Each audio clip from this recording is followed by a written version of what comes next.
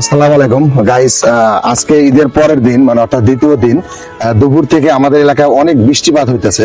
তো আজকে আমাদের গ্রামের একটা ছোট্ট একটা দোকানে আসছি।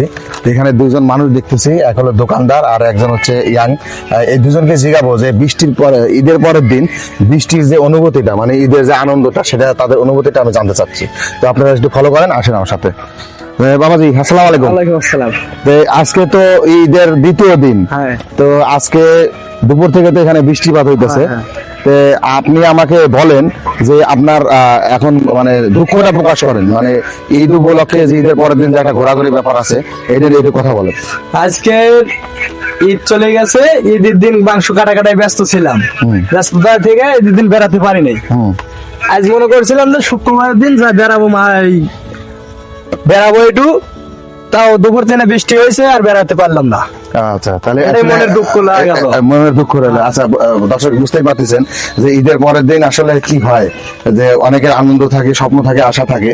যে আমি দোকানদার ভাইকে জিজ্ঞাবো যে তার ব্যবসার অবস্থা কি, যেহেতু ঈদ উপলক্ষে দোকানে একটা ভালো বেচা কেনা হয়। তো এখানে আমি দোকানদার ভাইকে জিজ্ঞাবো দোকানদার ভাই এখানে কি উত্তরটা দেয়, কি দুঃখটা প্রকাশ করে আমি জানতে চাচ্ছি। আসসালামু আলাইকুম বড় ভাই। ওয়ালাইকুম আসসালাম। তো আপনার দোকানে তো ঈদের পরের দিন একটা ভালো বেচা কেনা হওয়ার কথা, দুপুর থেকে তো অনেক বৃষ্টিপাত হইতেছে। তো এই আপনার বেচা কেনার অবস্থা কিরকম আর আপনার মনের ভাবটা একটু প্রকাশ করেন। কালকে ধরেন ঈদ করে নামাজ টামাজ পড়ে গরু কাটলাম, দেওয়ার পরে আর ধরেন আজকে বেচাকেনা করবো, দেওয়ার পর বৃষ্টি, বেচাকেনা খুব একটা ভালো হয় নাই ভাই, তাই জন্য একটু মনের ভিতরে খারাপই লাগতেছে। আচ্ছা সমস্যা নাই, চেষ্টা করেন। আর যেহেতু বৃষ্টি আজকে আছে, আগামীকাল হয়তো বৃষ্টি নাও থাকতে পারে, তো ঈদের আমেজ তো আরো কয়েকদিন থাকতে পারে।